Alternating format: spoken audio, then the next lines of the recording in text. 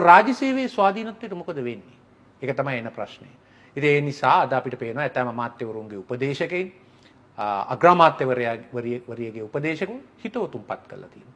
මෙහෙම හිතවතුන්පත් කළාට ඒක රාජ්‍ය මුදල් අපහරණය කිරීමක් හැටියට දැන් චෝදනා එල්ලලා තියෙනවා හිටපු ඇමතිවරුන්ට.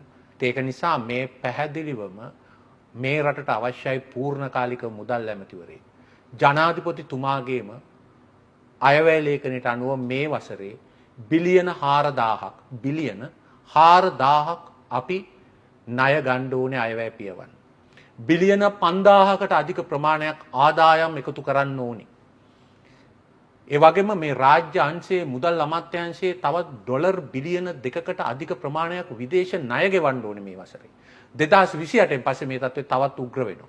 මේක කරන්නම් පූර්ණකාලික මුදල් ඇමති කෙනෙක් ඕන. ආචාර්ය හර්ෂණ සූරිය අප්පෙරුම පහුගිය මාස 6-7 දී පෙන්වලා දුන්නා. ඔහු මේ දුරේ දැරීමට අවශ්‍ය කරන අත්දැකීම හෝ කුසලතාවය නැති අයෙක් බව.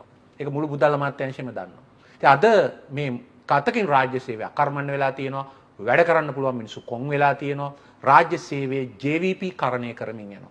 රාජ්‍ය අල්ලා ගැනීම සඳහා බිම් මට්ටමින් ඔවුන් යම් ක්‍රියාවලියක් මුදා හැරලා තියෙනවා. මහජන ආරක්ෂක අමාත්‍යාංශය යටතේ පොලිස් සිවිල් ආරක්ෂක කමිටු මහජන ආරක්ෂක කමිටු නමින් නම් කළා. ඒවා ජනතා විමුක්ති පෙරමුණේ හස්තයට ගන්න යනවා. සියලුම ප්‍රජා සංවර්ධන ආයතන උන්ගේ හස්තයට ගන්න යනවා.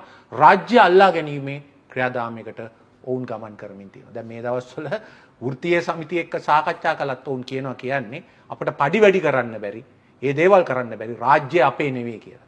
ආණ්ඩුව අපේ වුණාට රාජ්‍ය අපේ නෙවෙයි කියලා. රාජ්‍යයට වෙනම මැතිවරණයක් පැවැත්වෙන්නේ නැහැ. රාජ්‍ය කියන්නේ ස්වාධීන දෙයක්. මේ හදන්නේ තනි පක්ෂ ක්‍රමයකට කරා යන්න. ඉතින් ඒ නිසා මේ පත්වීම හරහා Tamanට රුචි දේවල් කරන හරිද ලේකම්වරයෙක් පත් කරගත්තම ඔය කන්ටේනර් 323 සිද්ධිය වගේ සිදුවීම් තව 100,000 ගාණක් අනාගතයේ ඇති වෙන නියමිතයි.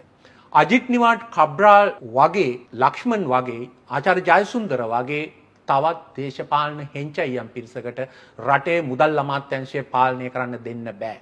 ඒ වගේම රටේ ජනතාවට කරන ලද මහත් වූ වංචාව මේ ආයතන ස්වාධීන කරනවායි කියලා ඒ මහත් වූ වංචාවට ආචාර්ය හර්ෂණ සූරිය අප්පෙරුම හා ජනාධිපති අමරු දිසානායක රටෙන් සමාව ගත යුතු තරක් නෙවෙයි මේ රටේ ජනතාව දැන් පෙළ ගැහෙන්න ඕනේ මේ යන පොට හොඳ නෑ කියන එක තේරුම් ගන්න.